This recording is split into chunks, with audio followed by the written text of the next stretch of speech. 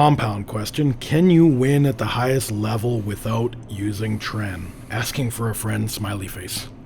Yeah, I do believe you can.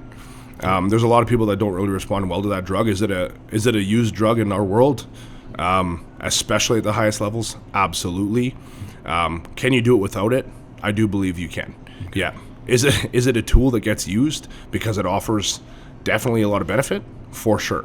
But we also need to realize the stronger the benefit, chances are the stronger the risk.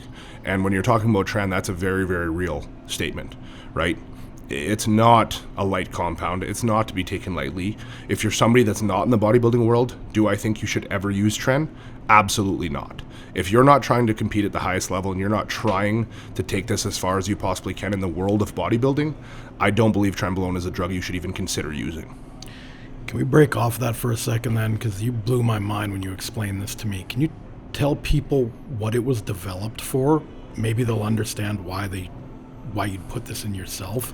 Well, so originally it was literally, I believe it was Finaplex, and it was tablets that were put in cows to basically make super cows.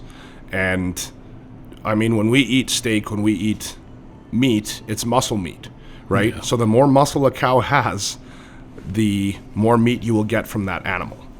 And that's realistically what these pellets were originally made for. They were implanted into cows and fed to cows, and you got freaky cows from it. And don't get me wrong, there's a lot of bodybuilding drugs that actually have really cool backgrounds and were invented for other purposes, specific purposes over time, whether it was during wars way back when, which there's, like I said, when you understand drugs and you actually research them and know where they came from. Yeah, there's a lot of shit like that actually, right? You look at like some of these fat burners, and I won't specifically say the names because I know people will Google it and be terrified and or try it or whatever, they were literally invented to keep soldiers from dying in the cold. Yeah.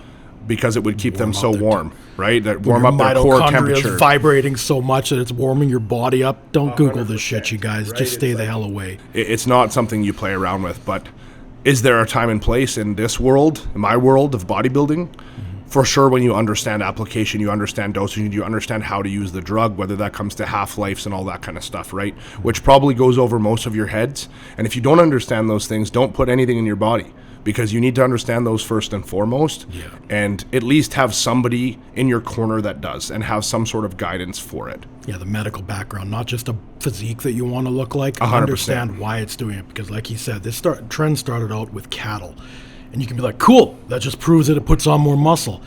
Do you know the lifespan of cattle for the commercial industry? About 20 months. So Facts. that's not something you fuck with unless you are educated. Yeah, like if you were 19 years old and had a lifespan of 20 months from that point onwards, knowing in 20 months you're dying, fuck yeah, put whatever you want on my body. Live the best. do the Ziz route. Go lines of coke off a stripper's ass, Tren in yours, and just go for it. But God. That's not reality, so... Yeah.